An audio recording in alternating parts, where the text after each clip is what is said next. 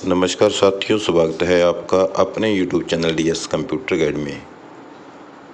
सभी जॉब सुरक्षा में आने वाले सुरक्षित कर्मचारी के लिए जो बड़ी अपडेट है, और जो कर्मचारी अभी जॉब सुरक्षा के दायरे में नहीं आते उनके लिए भी बड़ी अपडेट है। और जॉब सुरक्षा में लगभग कितने कर्मचारी आएंगे, और सबसे बड़ा जो मुद्दा है SOP जारी होने के बाद खड़ा हो चुका है, और सबसे बड़ी कमी जो सर्विस रूल में है वो क्या है, और कौन कौन से पत्र जारी हुए हैं। तो बड़ी अपडेट है सभी साथियों के लिए, चाहे वो 5 साल से कम के साथी हैं, चाहे वो जॉब सुरक्षा में आने वाले कर्मचारी साथी हैं, सभी के लिए बड़ी अपडेट है। तो आप सभी साथियों से निवेदन कि जो भी साथी चैनल पर पहली बार आए हैं, सही व सटीक जानकारी पाने के लिए हमारे चैनल को सब्सक्राइब जरूर कर लें और वीडियो को ज़्यादा से ज़्यादा शेयर कर दें साथियों।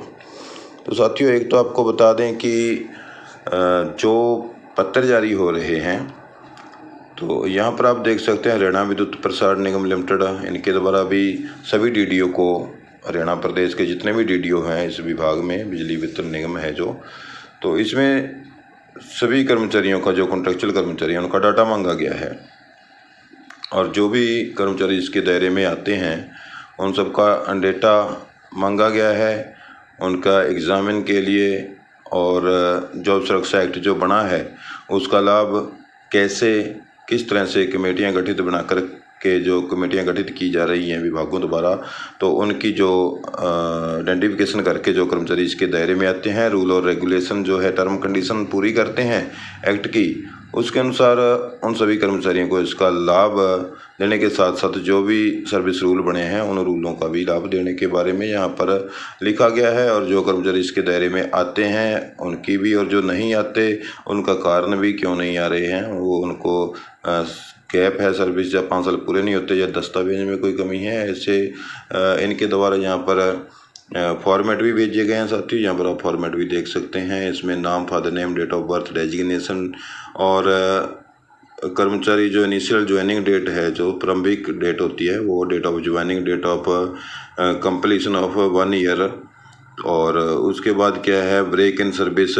फ्रॉम टू फ्रॉम, कितने से कितने समय का ब्रेक है, और अब्सेंट डेज कितने हैं, टोटल डेज कितने हैं, एज कितनी है 14 अगस्त 2024 को। ऐसे तमाम लेटर जहाँ पर आप देख सकते हैं साथियों, और DDO के द्वारा ये भरा जाएगा। और टोटल कॉन्ट्रेक्चुअल वर्कर पूछे हैं उनके द्वारा, और कितने ने 5 साल पूरे कर लिए हैं, कितने ने 5 साल पूरे नहीं किए हैं, तो ये सभी तमाम जानकारी यहाँ पर मांगी गई है। तो एक तो साथियों, जो कर्मचारी 5 साल से नीचे हैं उनके लिए बता दें पहले तो, 5 साल से नीचे वाले कर्मचारियों का भारतीय मजदूर संघ द्वारा सभी संगठनों से जो उनके तहत काम करते हैं डाटा मांगा गया है।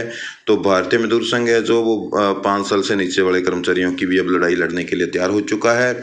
और उससे पहले जो कर्मचारी जॉब सुरक्षा के दायरे में आते हैं उनकी भी बहुत सारी कमियां भी रहती हैं। जैसे DA का मामला सबसे बड़ा मुद्दा बना हुआ है, DA का पेंच फंसा हुआ है, अभी तक DA क्लियर नहीं हो पाया है, कितना मिलेगा कितना नहीं मिलेगा। लेकिन जो जॉब सुरक्षा में जो सर्विस रूल बने हैं उस रूल के अकॉर्डिंग, तो उस लाइन के अकॉर्डिंग तो यही बनता है कि जो टाइम टू टाइम नियमित कर्मचारियों के महंगाई भत्ते में जो वृद्धि होती है, उसकी वृद्धि की जो दर है, तो उसके अनुसार जनवरी 2025 में जो बढ़ोतरी की दर है उसके अकॉर्डिंग DA दी जाएगा। बढ़ोतरी की दर जो है 2% है जनवरी में, तो 2% DA मान के चलें, जो लाइन SOP में सर्विस रूल में लिखी गई है उसके तहत। तो ये भी एक बहुत बड़ा मुद्दा बनता हुआ दिखाई दे रहा है। दूसरी और सबसे बड़ा मुद्दा साथियों, HCRN कर्मचारियों का देश में कहीं भी हो सकेगा ट्रांसफ़र अधिसूचना जारी। सबसे बड़ा ये जो विषय आज पर सभी नेशनल चैनलों पर भी और लोकल चैनलों पर भी, ये इलेक्ट्रॉनिक मीडिया, सोशल मीडिया, सब जगह ये मुद्दा बना हुआ है। तो साथियों, जिक्र योग बात यह है कि एक कर्मचारी जिसकी सैलरी मात्र 15 से लेकर के 20,000 तक है, अगर अपने ब्लॉक में भी 10 किलोमीटर तक, 15 किलोमीटर तक जॉब करने अपने बाइक से जाता है, चाहे बस पे जाता है, कम से कम भी उसका खर्चा, चाहे वो किराया हो, चाहे वो बाइक पे तेल खर्चा हो, 3 से 4 हज़ार रुपये पर मंथ उसका खर्चा आता ही आता है। तो 3 से 4 हज़ार रुपये उसमें से निकाल दिए जाएं तो 15-16 हज़ार सैलरी में से 10,000 सैलरी में, तो वो अपने ब्लॉक में ही 10-15 किलोमीटर की दूरी पर ही सर्वाइव नहीं कर पाएगा, तो अदर स्टेट में वो कैसे सर्वाइव कर पाएगा? उसको ना तो कोई डीए का पूरा लाभ मिल रहा है और ना ही उसको कोई धुलाई भत्ता, वर्दी भत्ता, HRA, हाउस रेंट अलाउंस जो भी है, ये सभी चीज़ें इसमें कोई लिखी नहीं हुई हैं। तो तमाम जो सुविधाएं हैं उनके नाम पर एक खोदा पहाड़ निकली चुहिया वाली बात यहाँ पर नज़र आती हुई दिखाई दे रही है। तो इसके लिए क्या करना होगा? सभी साथी जो संगठन के साथ जुड़े हुए हैं, तो संगठनों के माध्यम से अपनी आवाज़ सरकार तक दोबारा से पहुँचाएं। एक बार एक्ट है जो वो प्रभावी हो गया है, उसकी कार्रवाइयाँ तेज हो चुकी हैं। सभी विभाग लेटर जारी करने के लिए तैयारियां पूरी कर रहे हैं अपनी अपनी। एक्ट लागू होने के बाद जो ये मांगे हैं साथियों, असली लड़ाई है, जो आपकी असली संघर्ष है, अब शुरू हुआ है।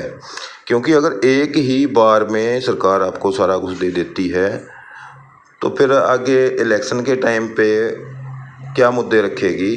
तो कैसे आपसे वोट के लिए अपील करेगी सरकार? तो ये तो नहीं कि हमने आपको ये दिया वो दिया, तो ऐसा तो नहीं। तो जो आपके डिमांड होंगे उन डिमांडों का, जैसे आपका इलेक्शन से पहले जॉब सिक्योरिटी एक्ट की घोषणा कर दी गई थी, तो तभी सभी कर्मचारियों ने ये सोचा कि भाई आने वाली सरकार अगर यही आती है तो हमारा एक्ट यही पास करेगी, अदरवाइज दूसरी सरकार कोई आती है तो वो इस एक्ट को रद्द कर देगी और कोई नया एक्ट या फिर अपने कर्मचारी जो उनके संबंधित उनके हैं वर्कर हैं पार्टियों के, दूसरी वर्कर अगर कोई सरकार आती है तो वो अपने वर्करों को लगाएगी। तो ऐसे तमाम सवाल जो हैं यहाँ पर खड़े होते हैं। तो HKRN की जो ट्रांसफ़र पॉलिसी का मुद्दा है वो बड़ा साया हुआ है। तो इसलिए जो है सरकार द्वारा अभी पूरे जो लाभ हैं वो कर्मचारियों को नहीं दिए गए। हालांकि बड़े बड़े दावे यहाँ पर किए जा रहे हैं कि समान काम समान वेतन जो 58 साल की जॉब सुरक्षा वाले कर्मचारियों को दे दिया गया है, लेकिन यहाँ पर सिर्फ जॉब सुरक्षित करने का जो एक वादा किया गया है, हमें नहीं लगता कि ये जॉब सुरक्षित हुई है। क्योंकि जैसा कि इसमें लिखा गया है कि देश में कहीं भी ट्रांसफ़र हो सकेगा। साथियों, जिसका अपने ब्लॉक में 20,000 में सर्वाइव करना मुश्किल है, वो अदर स्टेट में सर्वाइव कैसे कर पाएगा? बहुत बड़ी बात है यहाँ पर। तो दूसरा जो मेरा पॉइंट ऑफ व्यू है साथियों, तो वो क्या कहता है कि अगर सरकार किसी भी सेंट्रल स्कीम वाले जो शेयर लेता है, जैसे NHM कर्मचारी पहले भी हमने बताया है, उसको सरकार जॉब सिक्योरिटी से बाहर रख रही है, तो दूसरे प्रदेश में कर्मचारी, हरियाणा के कर्मचारी दूसरे प्रदेश में कैसे भेजेगी? तो क्या उन प्रदेशों में बेरोजगार युवा नहीं है? अगर भेजेगी तो वहाँ की सरकार, जिस प्रदेश का कार्य करेंगे HKRN कर्मचारी, जॉब सुरक्षा वाले कर्मचारी, तो वहाँ की सरकार को पैसे देने पड़ेंगे। अगर वो पैसे आपके राज्य के कर्मचारियों को, दूसरे राज्य के कर्मचारियों को वो सरकार वहाँ के जिस प्रदेश में ड्यूटी लगेगी आपकी, वो आपको पैसे देंगे, तो वो क्या अपने प्रदेश के कर्मचारियों को नहीं लगा सकते? तो वो अपने प्रदेश के बेरोजगार युवाओं को रोजगार देंगे, उनको लगाएंगे और उनकी सरकार की प्रशंसा भी होगी कि इतने युवाओं को ये रोजगार दिया है।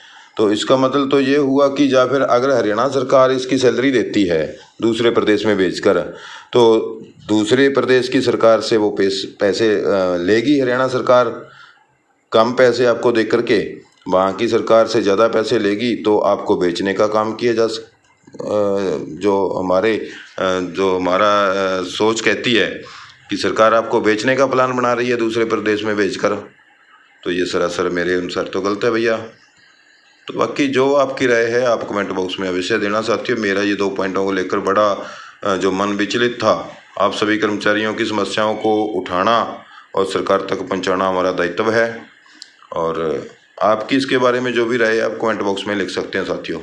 तो मिलते हैं नेक्स्ट वीडियो में एक और नई अपडेट के साथ। तब तक साथियों आप खुश रहें, स्वस्थ रहें। धन्यवाद। जय हिंद, जय भारत।